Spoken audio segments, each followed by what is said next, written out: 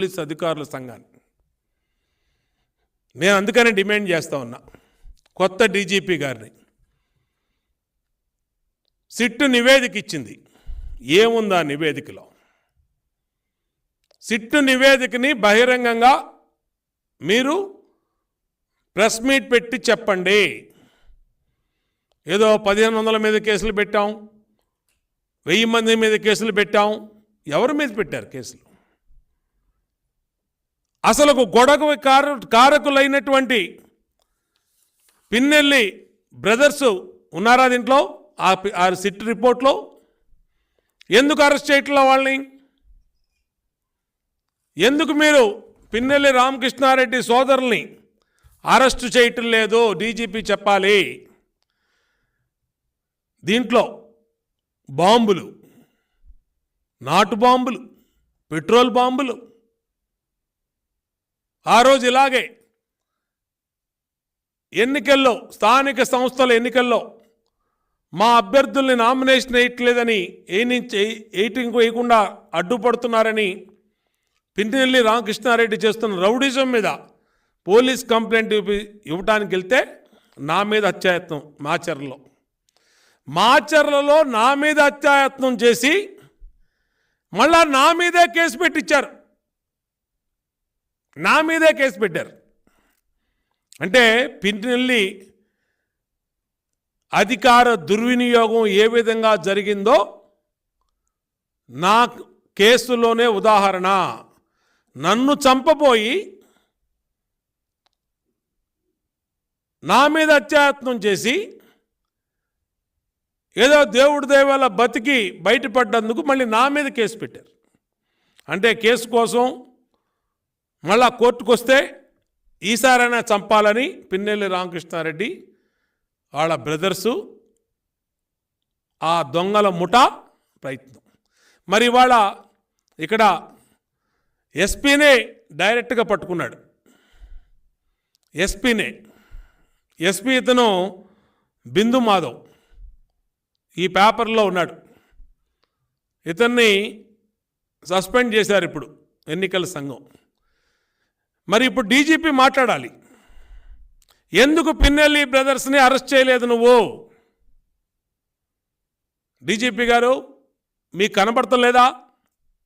మీ SP పట్టుకున్నటువంటి బాంబులు, petrol బాంబులు, వేట కొడవళ్ళు కనబడతలేదా? ఇదిగో పిన్నెల్లి రామకృష్ణారెడ్డి తన గ్యాంగ్తో తెలుగుదేశం పార్టీ కార్యాలయం మీద ఏ విధంగా దాడి చేపించాడో కనబడతలేదా? కారంపూడిలో, పల్నాడులో జరిగినటువంటి దౌర్జన్యాలు మీడియా మొత్తం కోడై కూసిందే. మీడియా మొత్తం వెలుగు చూపించిందే. ఎలక్షన్ కమిషను, ఢిల్లీలో ఉన్న ఎలక్షన్ కమిషన్ తెలుసుకొని మీ అధికారులు సస్పెండ్ చేసినా మీరు ఎందుకు చర్యలు తీసుకోవట్లేదు? ఇవాళ చిన్న చిన్న తప్పులు చేసిన వాళ్ళని అమెరికా నుంచి ఒక పోస్టు ఫార్వర్డ్ చేశారని,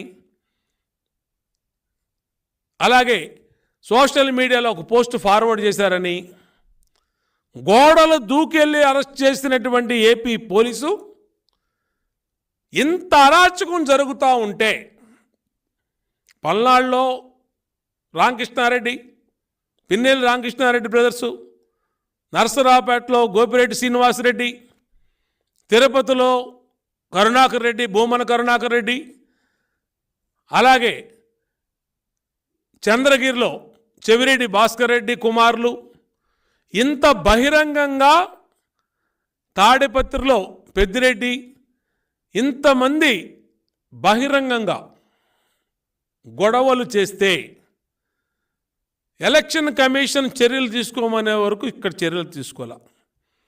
ఎలక్షన్ కమిషన్ ఆదేశాల వరకు సిట్ వేశారు. ఏదింది సిట్ రిపోర్టు? సిట్ ఎవరు ఇంకా బహిరంగంగా బయటకు వచ్చి వైసీపీ పేటీఎం డాగులు బోబో నడుస్తున్నాయి. ఇంకా వీళ్ళ దాష్టికానికి బలైపోయిన పోలీసు అధికారులు ఉద్యోగాలు పోగొట్టుకొని సస్పెండ్ అయితే దానికి తెలుగుదేశం పార్టీ కారణం అంట. నేను అడుగుతా ఉన్నా, ఏ రోజన్నా ఇన్ని సంఘటనలు మా పార్టీ కార్యాలయాన్ని పగలగొట్టారు, మా నాయకుడు ఇంటి మీదకి వెళ్ళి దాడి చేశారు, నన్ను మాచర్లో చంపబోయారు, గుడివాడలో చంపబోయారు, ఇన్ని సంఘటనల్లో మా పట్టాభి ఇంటి మీద దాడి చేశారు, ఇన్ని సంఘటనల్లో మా కార్యకర్తలు ఎంతోమంది చంపారు. తెలుగుదేశం పార్టీ ఒక్క గొడవైనా ఎక్కడైనా చేసిందా? ఎక్కడైనా సరే.